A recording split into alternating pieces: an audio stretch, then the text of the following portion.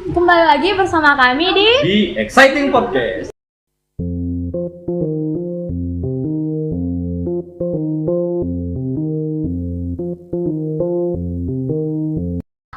Nah, kali ini kami bakal ngundang salah satu kakak senior kami dari Universitas Negeri Medan.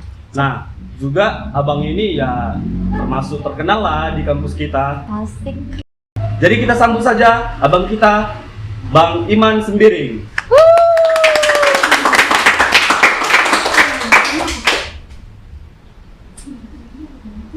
Halo Bang, apa kabar? Sehat? Bang. Ya, gimana? Sehat. Jadi apa nih sekarang kegiatannya Bang?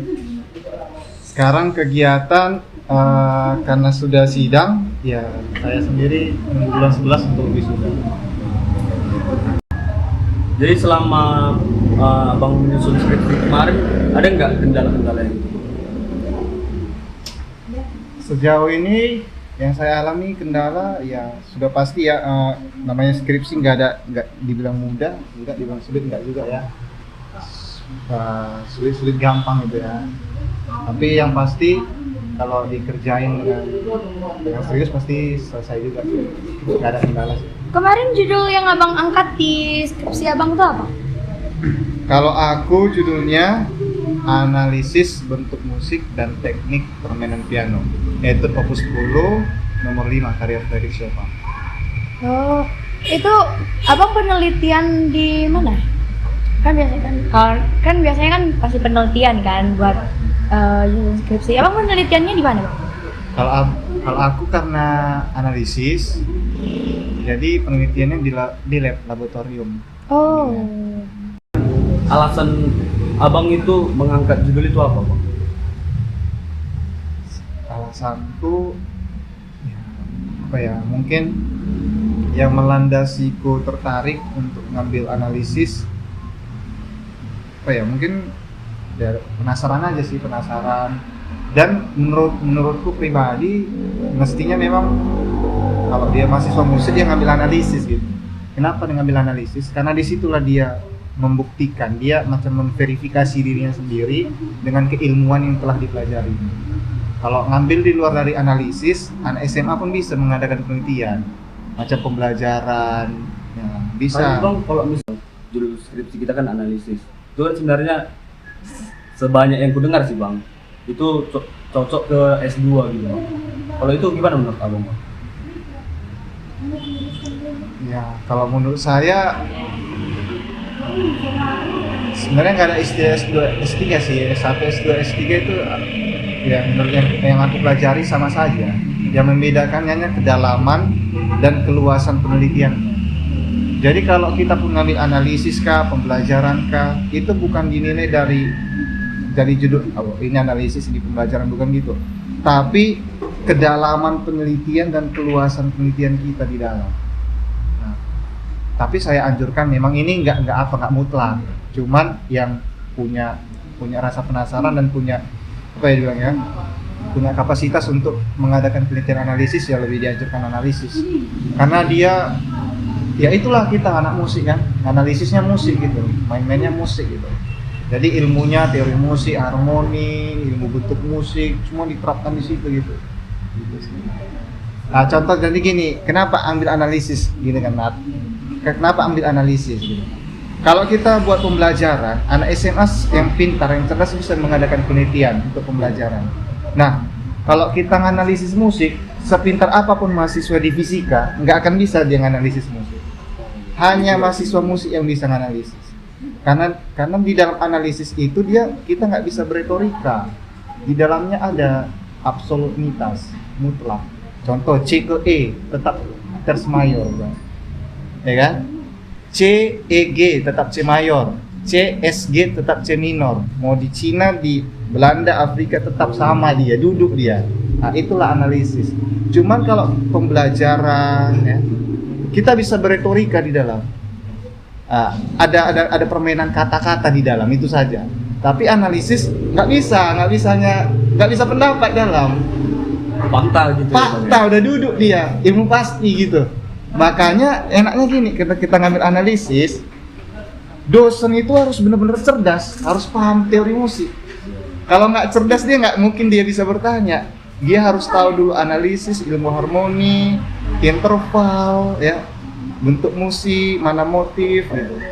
Kalau beretorika, udah siapapun bisa melawan kalau di dalam. Nah itu dia analisis musik. Jadi bang, pada saat itu kan ada berapa sih bang judul skripsi yang akan kita kita ajukan lah gitu bang ke prodi gitu bang. Itu kan biasanya kan ada tahap-tahapnya kan gitu bang.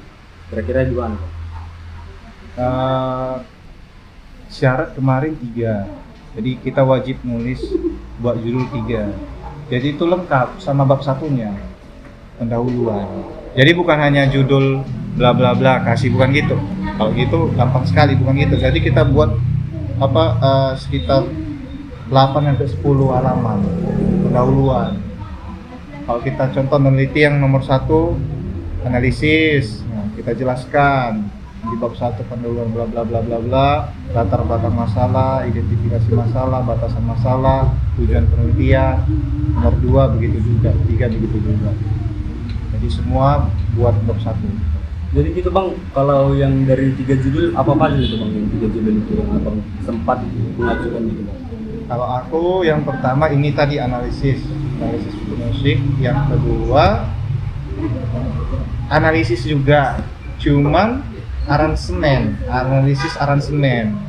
Yang pertama tadi karya original, yang kedua aransemen, yang ketiga pembelajaran musik secara daring di SNM kemarin. Cuman saya prioritaskan nomor 1. Berarti yang di ACC yang nomor 1 lah. Iya. Karena juga dosen kan minta. Oh, Nah, iya. dosen saya itulah 40 mau. Jadi yang mana kamu suka nak katanya? Nomor 1 Pak, ya sisi. Begitu aja. Nah, yang penting kita dilihat dosen kita punya kapasitas untuk mengerjakan. Kadang yang sulit kita buat judul tinggi. Tinggi high, sampai ke bulan kemana penelitian gitu kan. Iya. Analisis musik di luar angkasa, ya kita keluar angkasa. Dosen yang bingung, udah ganti judulmu katanya, yang lain aja gitu. Ada juga dia buat judul tapi nggak duduk, ngerti nggak maksudnya? Dia buat judul tapi membingungkan. Biasanya itu kena ke psikologi yang saya lihat ya. Ada juga teman-teman adik kelas sharing-sharing mengenai skripsi, mereka buat judul bunyinya kira-kira kayak gini, teori kepribadian dalam psikologi musik di gereja bla bla bla bla bla. Nah itu untuk membedah itu kita harus pakai teori kepribadian, teori psikologi. Nah kita mahasiswa musik nggak boleh ke ranah psikologi, ada batasannya. Itu ranahnya orang-orang psikolog. Kita belum layak disebut psikolog karena kita belajar teori musik, harmoni. Nggak boleh sih. Kalau boleh tahu bang, abang mempersiapkan dari judul lah ya. Abang mempersiapkan judul itu sejak kapan? Dari semester berapa gitu? Kalau aku yang nomor 1 kemarin itu mungkin sejak masuk kuliah mungkin. Oh sejak masuk kuliah? Iya. Abang udah langsung persiapkan Iya, itu? persiapkan judulnya itu. Karena kemarin kan saya juga sedikit cerita aku dari SMK 11. Oh. Jadi ya udah paham kan artinya keilmuannya, udah paham. Terus lagunya udah pernah main kan. Jadi sejak semester 1 udah memang yakin gitu. Udah aku bawain. Jadi tapi mulai ngerjainnya semester 8 juga. Mulai ngerjainnya semester 8. Kalau perasaan abang pas kan tiba lah nih kan bang, ada masuklah mata kuliah. Itu nama mata kuliahnya apa bang? Kalau boleh tahu. Skripsi. Skripsi kan bang. Nah di situ pas waktu di mata kuliah tersebut, bagaimana perasaan abang gitu bang? Apakah kan banyak nih kan, aku udah masuk skripsi. Kayak ibaratkan dia langsung stres gitu bang, langsung jenuh pikirannya, maupun langsung drop kesehatannya gitu bang. Iya. Kalau abang sendiri gimana? Ini jelasnya gimana ya? Pertama kita harus pahami yang membuat sesuatu itu tampak berat itu bukan realita, itu ekspektasi kita.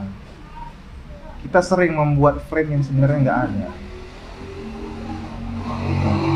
Sama seperti aku dulu juga mikirnya gitu, apa sih skripsi?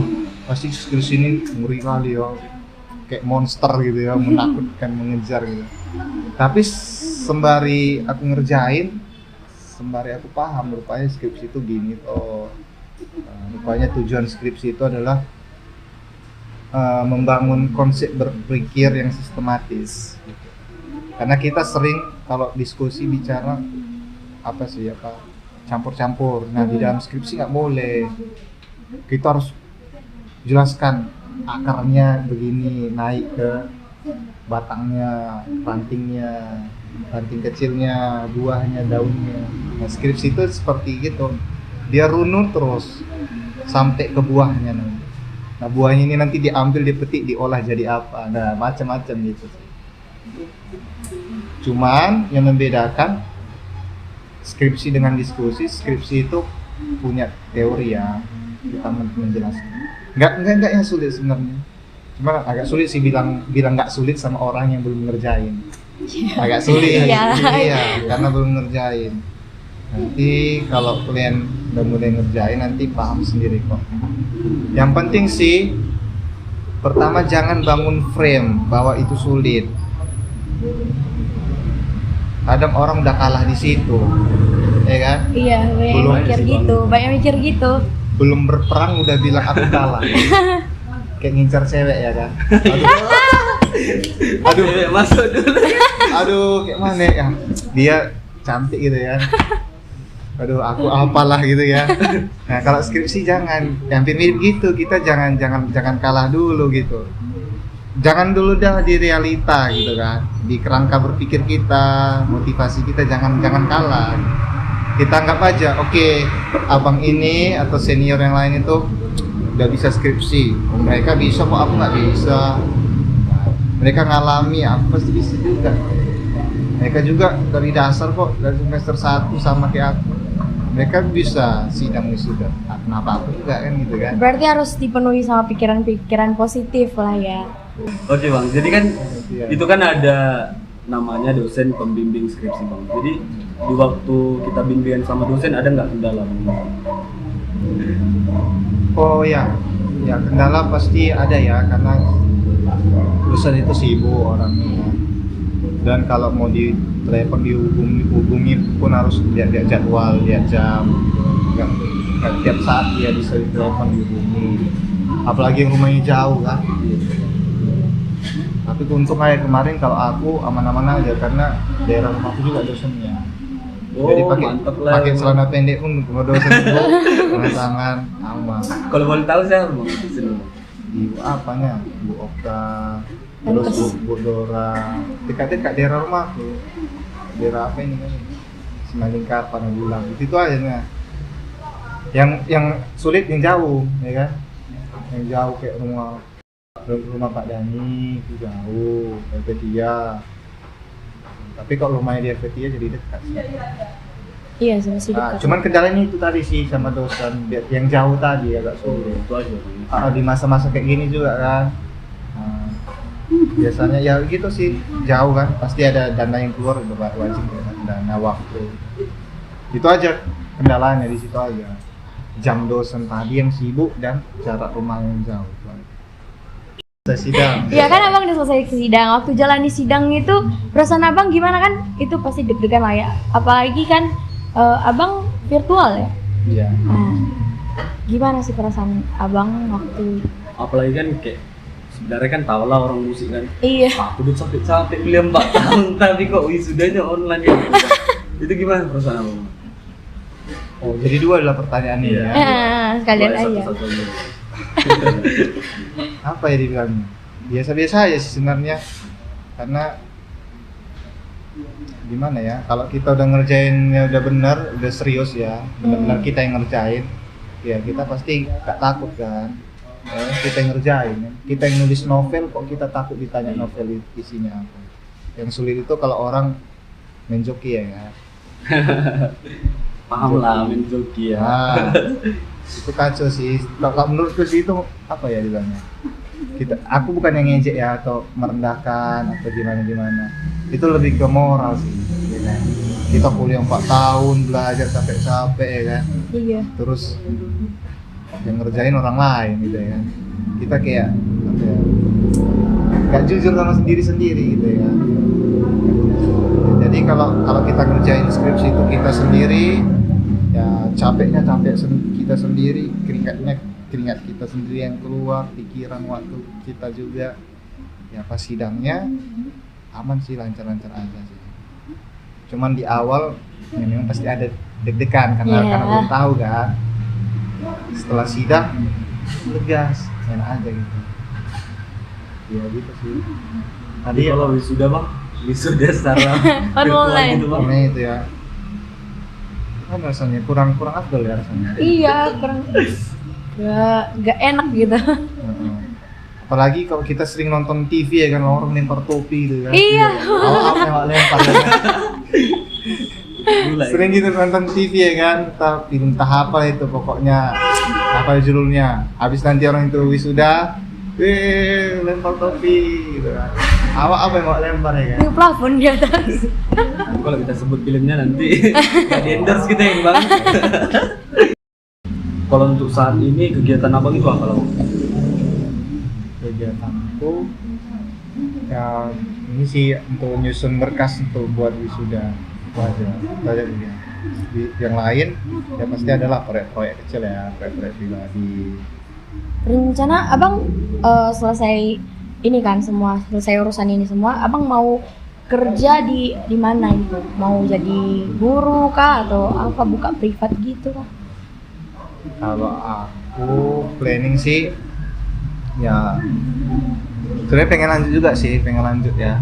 Oh, Lanjut S2 S2. kan. Ya tapi kalau ada juga nawarin kerja kan, sekolahnya bagus gitu kan. Nah, terus ya lumayan gitu kalau ya kita masuk juga. Artinya gimana nanti pilihan wise nya yang paling bijak nanti yang mana gitu kan. Karena situasi gini juga agak sulit ya kan. Terus juga dana gitu. Kalau tadi planning besarnya tadi itu lanjut. Nah, cuman seperti yang adik bilang ngajar, ya abang kalau dikasih ada kesempatan ya nggak mungkin kita tolak ya kan. Iya. Kalau belum adanya jalur yang untuk lanjut terus, ya kan, dan kita punya waktu untuk ngerjain yang lain, gitu kan, kayak ngajar tadi kan, ya mau juga ada juga sekolah-sekolah yang ya swasta juga yang juga minta juga ada sih ya bang. Itu sih planning. Untuk sekarang abang udah buka les bang. Nah kalau les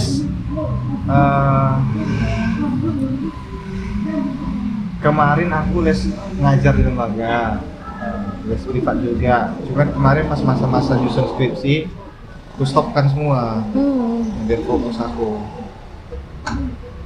Terus sekarang belum ada sih, nggak ada, hanya ngerjain proyek kecil sama berkas untuk wisuda. Supaya jangan lewat nanti wisudanya bulan 11. Nanti kalau nggak dikerjakan berkas-berkas dia bisa lewat nanti tahun depan juga lagi nanti. Oh berarti masih nyusun berkas lagi ya kalau berkas wisuda? Oh. Cuman enaknya kalau udah sidang, apa ya enaknya? Ya itu tadi lah. Lepas gitu ya bang. Ya lebih ringan sih, lebih ringan. Jadi beban kalau kita nunggu apa yang mestinya kita bisa kerjain. Jadi orang buat stres itu, sidang itu ya stres dia karena dia menunggu apa yang dia bisa kerjakan saat ini gitu. Itu yang buat kita stres. Oh nantilah gitu, nunggu. Makin lama makin stres. Karena kita bisa yang ngerjain mulainya sekarang gitu kan, tapi kita nunggu terus, undur waktu, makin lama makin stres. Makanya saran nanti kalau kalian nyusun, ya ini saran tiap hari 2 lembar. Jadi ngerjain itu skripsi pagi ya kan, bangun sarapan mandi kan, jam 8 jam 9 ngerjain sampai jam 11 atau jam 12. 2 lembar aja selesai udah, jangan dilanjuti besoknya itu juga 2 lembar. Nah, dan jangan bolong ngerjain skripsi, jangan bolong. Kalau udah bolong, udah malas, itu bisa sampai berbulan-bulan baru dikerjain lagi. Jangan pernah bolong, biarkan aja 2 lembar, tapi tiap hari. Kali seminggu, 2 kali 7 berapa? 14 halaman. 14 halaman. kali sebulan ada 4 minggu, 14 kali 4 apa? Iya. 48 kali buat 40. Nah, kali 3 bulan 120 halaman udah segini sekian. Yang dibutuhkan berapa halaman ya? Tergantung sih, cuman umumnya harus minimal 80. Minimal sih itu umumnya, tapi nggak mutlak, beda-beda dosen kan. Tapi kayak gua kira ngerjain dua halaman tiap hari, rentang waktu 3 bulan 120 halaman, udah tebal skripsi itu ya. Kalau boleh tahu abang kemarin tuh berapa halaman bang? Kalau aku kalau nggak salah 145. 145, banyak ya. Karena kayak gitu tadi, tiap hari dia, jangan bolong. Dan macam-macam sih tipe orang kerja skripsi, cuman yang paling tidak direkomendasi itu apa, nunggu 2 minggu atau seminggu sebelum deadline, itu mati-matian dikerjakannya semua di situ. Itu rusak kali tuh. Karena apa ya, nggak baik sih gitu. Dan alur berpikir kita nanti nggak runut. Karena dalam penelitian perlu namanya term atau apa, jangka waktu kita untuk merangkai sebuah konsep. Nggak bisa dalam satu malam itu. Nanti kalau kerjanya 1 malam coba dibaca, pasti ngaco di sini. Iya, ngaco. Jadi gitu tadi tipsnya sih deh, untuk ngerjain 2 halaman terus. Gak ngerjain 2 halaman jangan dilanjutkan, jangan sampai 5 halaman, gak usah, biarin aja untuk besok gitu. Jadi terus gitu. Tapi kan ibaratkan gini bang, aku mumpung ada masih dalam pikiran gitu. Masalahnya tuh ketik ya, nggak apa-apa. Yang penting jangan bolong. Kan ada juga orang itu kan, begitu besoknya nggak terpikirkan lagi gitu apa yang mau diketiknya. Dia kan mumpung masih di depan laptop kan mau gitu kan bang, ada tersirat dalam pikirannya, ya sambil lagi. Nggak apa-apa juga kan gitu bang. Terus ada juga mau aku sampaikan ini, Kiar kan semester 3 ya? Iya, kami semester 3. Nah, udah bisa Kiar ini, gila-gila baca buku. Udah mulai gila aja lah baca buku, udah mulai baca aja buku metode penelitian kah, baca aja mulai dari sekarang. Jangan di semester 8-nya. Karena banyak, bukan masuk sombong ya, karena ada juga beberapa teman baru mulai baca itu di semester 8, hancur kali tuh. Ya bingung lah ya kan, ibaratkan orang disuruh bicara sebelum dia belajar mendengar, disuruh menulis tapi nggak pernah membaca, itu yang buat lama. Disuruh nulis tapi baca nggak pernah, belum diisi dulu di sini gitu. Jadi otak ini harus disiram dulu dengan literasi, dengan buku. Jadi ada 5 motivasi belajar. Yang pertama itu karena disuruh. Ini paling rendah. Dia kuliah karena disuruh mama, disuruh bapak, disuruh opungnya dia kuliah. Itu paling rendah. Yang kedua, belajar karena hadiah. Aku masuk kuliah di Unimed biar nanti dapat HP, iPhone ya kan. Di kuliah supaya ini dapat kereta. Atau kalau dia orang kaya mobil ya kan, roda 4 gitu. Jadi karena hadiah dia belajar. Nah yang ketiga karena orang lain, ini lumayan baik. Dia belajar karena adik-adiknya, dia mau bantu adik-adiknya, orang tuanya. Dia mau, ya bantulah adiknya gitu, kalau dia punya adik banyak gitu kan. Yang keempat, belajar karena identitas diri, ini udah mulai benar. Dia belajar karena dia tahu dia akan jadi guru. Dia belajar karena dia tahu aku harus jadi dokter, harus merawat apa masyarakat. Dia harus jadi lawyer atau dia harus jadi apalah ya, bidang politik untuk berdampak bagi lingkungan. Ini identitas diri. Nah ini udah mulai bagus. Cuman yang 4 ini bisa dikontrol, ada kontrolnya dari luar. Yang pertama karena disuruh. Coba nggak disuruh, belajar nggak dia? Enggak bakal. Yang kedua, coba nggak dikasih hadiah, belajar nggak dia? Belum tentu belajar. Ini karena apa tadi? Karena orang lain. Nah, kalau dia anak nggak ada orang tua, ya kan? ditinggal, siapa motivasinya? Nggak belajar juga dia kan. Yang keempat karena identitas diri.